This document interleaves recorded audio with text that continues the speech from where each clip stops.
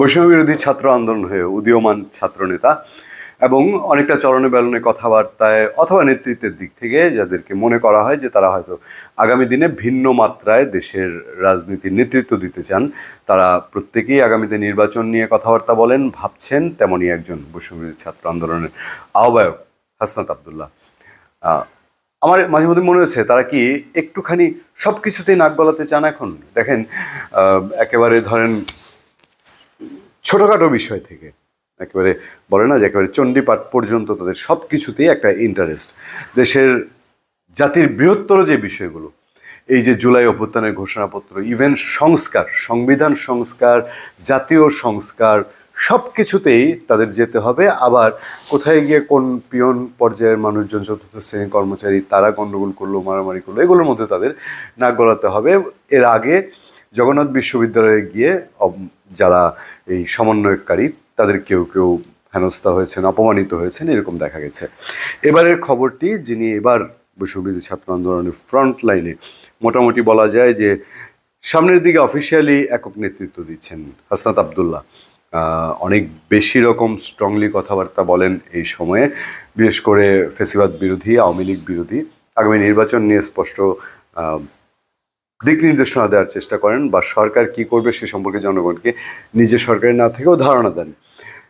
সংঘর্ষ থামাতে গিয়ে হেনস্থার শিকার সমন্বয়ক হাসনাত আবদুল্লাহ। ইন্ডিপেন্ডেন্ট থেকে আমরা পড়ছি, ইন্ডিপেন্ডেন্টের যে নিউজ পোর্টাল সেখান থেকে।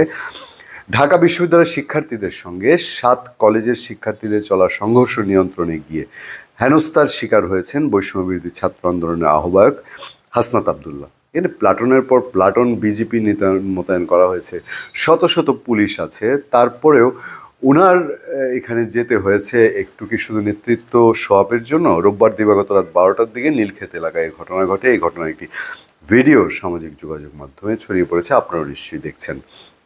এতে দেখা যায় হাসনাত আবদুল্লাহ ঢাকা কলেজের শিক্ষার্থীদের সঙ্গে কথা বলতে গেলে তারা তার সঙ্গে কথা বলতে রাজি হননি। মানে ঢাকা ইউনিভার্সিটির শিক্ষার্থীদের সঙ্গে কথা বলতে গেলে হাসনাত আবদুল্লাহ যখন কথা বলতে যান তখন স্টুডেন্টরা রাজি হয়নি। পরে হাসনাত উত্তেজিত শিক্ষার্থীদের শান্ত করার চেষ্টা করলে নিজেই হাতাহাতির মধ্যে পড়ে যান।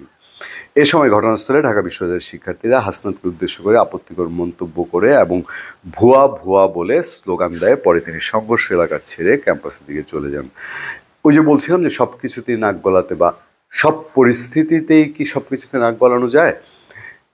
এর আগের রোববার সন্ধ্যা 6টার দিকে সায়েন্স ল্যাব মোড়ে অবরোধ করেন 7 কলেজের শিক্ষার্থীরা। আমরা আগে পরে বিভিন্ন কন্টেন্টে আপনাদেরকে বলছি যে একটা উত্তপ্ত পরিস্থিতি, 7 কলেজের শিক্ষার্থীরা, যেটা নজিরবিহীন, এবং ঢাকায় এটা মানুষজন বলছে যে এটা এর আগে আর কখনো এইভাবে দেখা যায়নি, যে এতগুলো কলেজ একসাথে হয়ে তারা ঢাকা ইউনিভার্সিটির সঙ্গে এইভাবে লেগে গেল। বিচ্ছিন্নভাবে আগে হয়েছে, আবার ঢাকায় যে ব্যতিক্রমী ঘটনা বলছে, কলেজে কলেজে জোট বেঁধে যাচ্ছে, একদিকে 6 কলেজ, একদিকে 7 কলেজ, তারা মারামারি লেগে যাচ্ছে।